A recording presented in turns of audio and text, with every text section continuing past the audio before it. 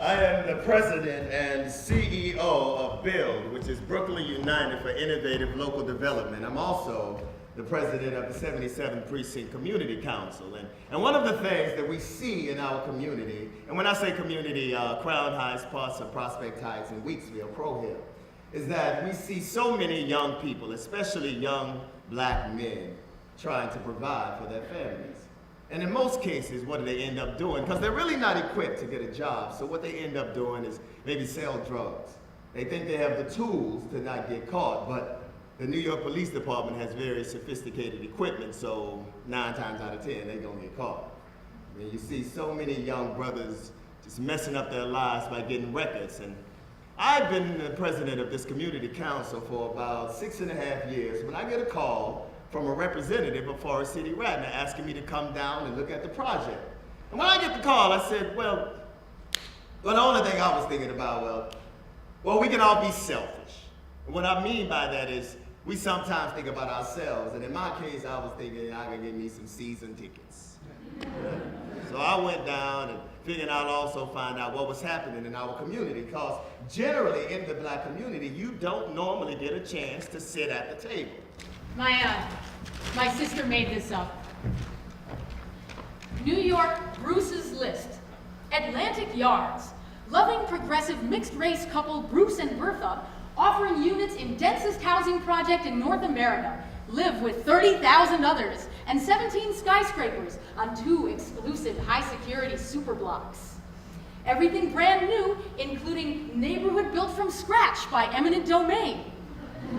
Near iconic Atlantic Terminal Mall and Chuck E. Cheese. Act fast, move in as early as 2016. That's Bertha Lewis of Acorn. I remember Bertha Lewis, the head of Acorn here. I had worked with her, and my sister had worked with her on getting Tish James elected. We had done a lot of work with her, and she really liked us, and so we thought that would be a great ally, you know, Acorn against this luxury housing development. And so we went in and made an appointment at the beginning of December to go in and talk strategy with her. And she was very helpful. She said, gum them up. The main thing is gum them up. Gum them up. And then a couple of days later, I heard that there was going to be something big happening on the 10th of December at Borough Hall. And the night before, the 9th, I got a message from Bertha Lewis on my answering machine, and I saved it, in which she said, so, well, I guess I'll be seeing you at Borough Hall tomorrow. I guess you'll be on the outside, and I'll be on the inside. And so we thought, okay, we better mobilize and be down there at Borough Hall. So I went down to Borough Hall, and Marty Markowitz was there. Mayor Bloomberg was there, and I knew it was something big. And then Jay-Z walked in, and U.S. Senator Chuck Schumer was there. And never in my wildest dreams did I think they wanted me to be a part of the project, because they didn't communicate that to me.